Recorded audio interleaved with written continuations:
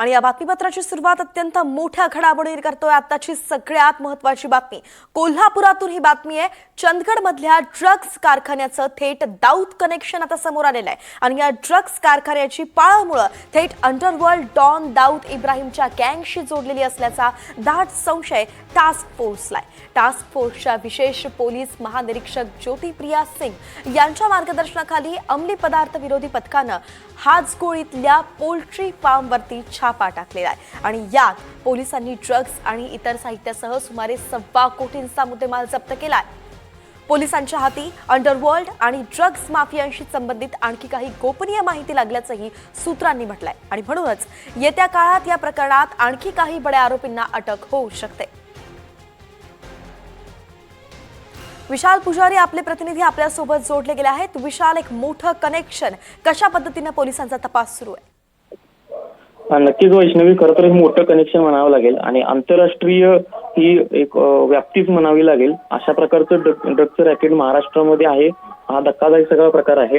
Task फोर्सच्या या police महानिरीक्षक आहेत ज्योतिप्रिया सिंग यांच्या मार्गदर्शनाखाली काही अधिकारी आहेत ते या टास्क फोर्समध्ये नेमण्यात आले, जे आता तपास करतायत। साधारणतः आतापर्यंत 9 जणांना ताब्यात घेतलेलं आहे या सगळ्या कारवाईमध्ये।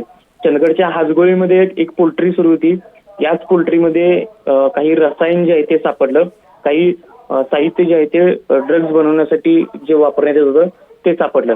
खरं तर विशेषतः हा सीमाभाग सगळा परिसर आहे आणि याच परिसरामध्ये हा कारखाना जो आहे तो या परिसरातून इतर हे बनवलेला माल असेल, मुद्देमाल असेल, कच्चा माल असेल तो पुरवत असल्याचं या सगळ्या टास्क फोर्सच्या तपासामध्ये उघड झालेलं आहे। खरं तर काही खुलासे याच्यामध्ये होण्याची देखील येत्या काळामध्ये शक्यता आहे। मात्र जी आतापर्यंत टास्क फोर्सच्या हाती माहिती लागली ती म्हणजे याचं कनेक्शन जे आहे ते आंतरराष्ट्रीय कनेक्शन असल्याची शक्यता आहे आणि विशेषतः दाऊद गँगशी कनेक्शन असल्याचं समजतंय।